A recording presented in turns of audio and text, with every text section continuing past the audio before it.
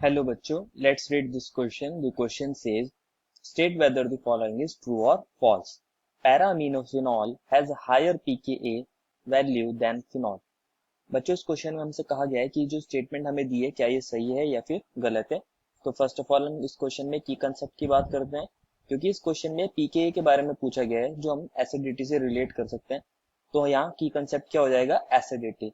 बच्चों जो हमारी एसिडिटी होती है ना, वो डायरेक्टली प्रोपोर्शनल होती है H प्लस आयन सी कंसेंट्रेशन के। तो हम ऐसे बोल सकते हैं H प्लस आयन, और वो डायरेक्टली प्रोपोर्शनल होती है Ka के, क्योंकि जितना ज्यादा हमारा H प्लस डिसोसिएट होगा उतना ही ज्यादा उसका एसिड डिसोसिएशन कांस्टेंट हो जाएगा। और इनवर्सली प्रोपोर्शनल होती है pKa के, और इनवर्सली ही प्रोपोर्शनल होती है pH के। This is the key concept. अगर pKa हाई होगा, pKa हाई, तो एसिडिटी कैसी हो जाएगी, एसिडिटी लो हो जाएगी, क्योंकि यही इनका इनवर्स का रिलेशन कहता है। अब देखते हैं हमें क्या कहा गया है कि जो पैरा अमीनोफिनॉल है उसका पीके ज्यादा है फिनॉल से, मतलब वो कम एसिडिक है फिनॉल से। तो ये चेक कर लेते हैं क्या ऐसा सच है। ये हमारा नॉर्मल फिनॉल होता है, ये double bond double bond double bond, और ये O और ये H।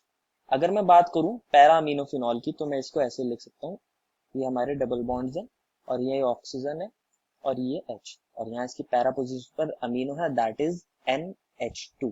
इसको लिख सकते हैं हम पैरा अमीनो फिनॉल। होता क्या है बच्चों, अगर ये अपना H प्लस लूज कर देगा, माइनस H प्लस, तो यहाँ हमें फिनॉक्साइड आयन मिलेगा जो रेजोनेंस स्टेबलाइज है। वहीं बात करूं पैरा अमीनो फिनॉल की, तो ये क्या करेगा, अगर ये अपना H प्लस को लूज कर दे तो ये देगा phenoxide ion, this is negative charge, और ये हमारा पाई बॉन्ड सिस्टम है, और ये हमारा NH2 है। जो पैरा पोजीशन पर अमीनो ग्रुप है उसमें नाइट्रोजन के पास क्या होते हैं, इलेक्ट्रॉन पेयर या लोन पेयर। वो क्या कर सकता है, यहाँ ऐसे कॉन्जुगेशन दिखा सकता है, और ये पाई बॉन्ड क्या होगा, यहाँ शिफ्ट हो जाएगा।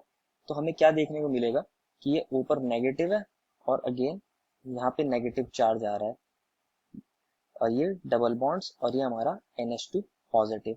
क्योंकि यहाँ नेगेटिव चार्ज आ रहा है ऑक्सीजन के पास, तो यहाँ इलेक्ट्रॉन डेंसिटी बढ़ गई है, यहाँ हो सकती है रिपल्शंस हो सकती हैं। तो इसकी वजह से इसकी स्टेबिलिटी क्या हो जाएगी, कम हो जाएगी, ये लेस स्टेबल है। तो इस वजह से ये अपना H प्लस इजिली लूज नहीं करना चाहेगा, तो ये हो जाएगा लेस एसिडिक। क्योंकि ये एसिडिक कम है तो इसका pKa क्या हो जाएगा, हाई हो जाएगा, pKa हाई।